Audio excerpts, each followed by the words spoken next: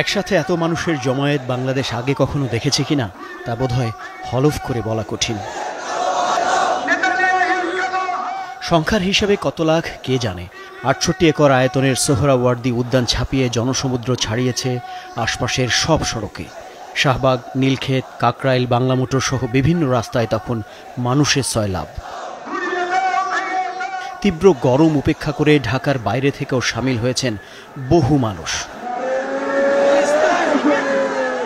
গণজমায়েতের নির্ধারিত কয়েক ঘন্টা আগে থেকেই শহরের প্রধান সড়কগুলোতে ছিল মার্চ ফর গাজা কর্মসূচির মিছিল। ঢাকার বুকে অগুন্তি পতাকার ঢেউয়ে যেন জেগে উঠল নিপীড়িত ফিলিস্তিনের স্বাধীনতার গর্জন। স্লোগানে স্লোগানে বর্বর ইসরায়েলকে জানিয়ে দিল ফিলিস্তিনিদের অস্তিত্ব কেবল একটি ভূখণ্ডে সীমাবদ্ধ নয়, ছড়িয়ে আছে বিশ্বজুড়ে। এই ইসরায়েলের কাফেরের দালালেরা, তোমরা শুনে রাখো, পৃথিবীর মুসলমানরা কখনো ভয় করে না। পৃথিবীর আমরা আমাদের বুকের শেষ রক্তবিন্দু আমরা আমাদের জীবন দিতে দ্বিতীয়বার ভাবব না। আমরা মনে করি যে কোনো স্বার্থের উদ্যোগে ওআইসি এবং জাতিসংঘকে এখন ফিলিস্তিনের পাশে দাঁড়াতে হবে।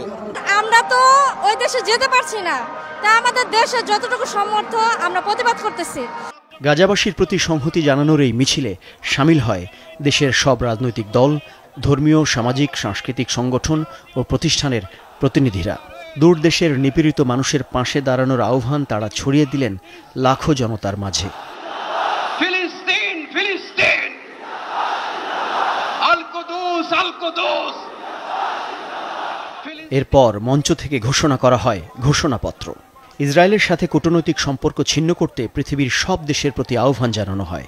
সেই সাথে ইসরায়েল ভ্রমণ ইস্যুতে বাংলাদেশি পাসপোর্টে আগের শর্ত ফিরিয়ে আনার দাবিও ছিল ঘোষণাপত্রে। পূর্ব জেরুজালেমকে ফিলিস্তিন রাষ্ট্রের রাজধানী হিসেবে আন্তর্জাতিকভাবে স্বীকৃতি দিতে হবে এবং ৫ ফিলিস্তিনিদের আত্মনিয়ন্ত্রণ, নিরাপত্তা এবং রাষ্ট্রীয় সার্বভৌমত্ব প্রতিষ্ঠার পথ উন্মুক্ত করতে হবে। পরাশক্তি কিংবা প্রভাবশালী রাষ্ট্র না হয়েও ফিলিস্তিনিদের জন্য বাংলাদেশের এই কর্মসূচিকে ঐতিহাসিক মনে করছেন সাধারণ মানুষ।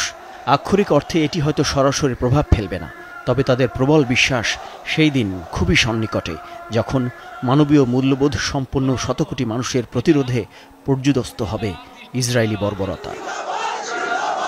ফিলিস্তিনের পার্শ্ববর্তী ধনী আরব রাষ্ট্রগুলো যখন অনেকটা দর্শকের ভূমিকায়, তখন ৫,৫০০ কিলোমিটার দূরের মুসলিম প্রধান দেশ হিসেবে বাংলাদেশ এই গণজমায়েতের মধ্য দিয়ে জানিয়ে দিল স্বাধীনতাকামী ফিলিস্তিন একা নয়, কেবল মুসলিমরাই তো নয়, নানা জাতি, ধর্ম, বর্ণ নির্বিশেষে বহু মানুষের অংশগ্রহণের এই বিশাল শান্তিপূর্ণ জমায়েত উদ্ধার হয়ে থাকলো সকল অশান্তি আর যুদ্ধের বিরুদ্ধে।